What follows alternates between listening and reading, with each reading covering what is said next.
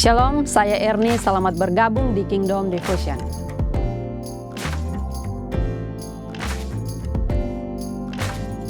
Hari ini kita akan bersama belajar satu kebenaran firman Tuhan yang terdapat di dalam Filipi pasal 4 ayatnya yang ke-6. Demikianlah bunyi firman Tuhan.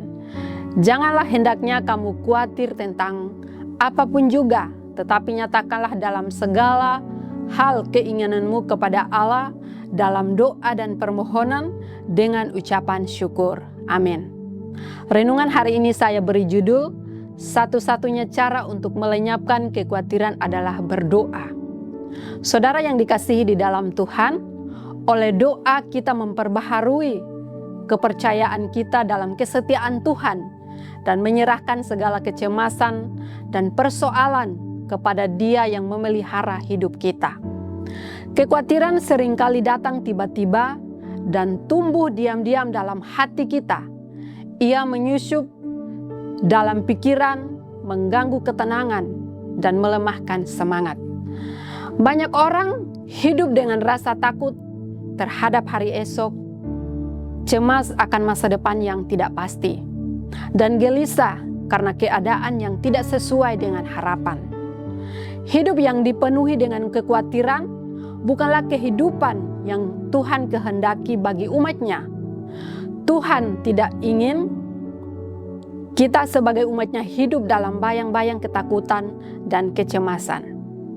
Ia merindukan kita sebagai umat-Nya hidup dalam tenang, bersandar penuh kepada-Nya, dan percaya bahwa dalam segala situasi Dia tetap hadir dan Dia bekerja. Saudaraku yang dikasihi di dalam Tuhan, menghadapi kekhawatiran bukan berarti mengabaikan masalah, tetapi mengalihkan fokus dari ketakutan kepada iman.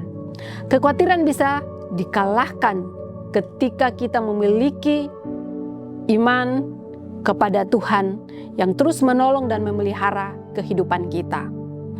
Dalam keheningan doa, segala beban dapat ditumpahkan kepadanya, baik itu persoalan keluarga, persoalan pekerjaan, persoalan keuangan kita, kesehatan kita, maupun pergumulan pribadi yang tidak terlihat oleh orang lain.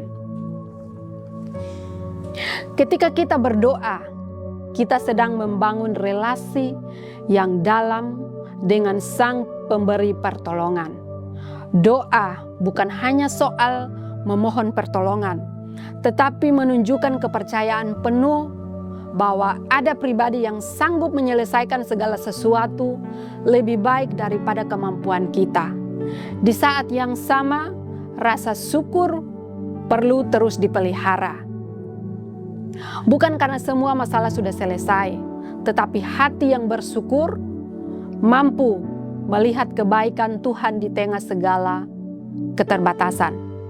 Bersyukur membentuk sikap hati yang rendah dan menyadari bahwa setiap hari adalah anugerah.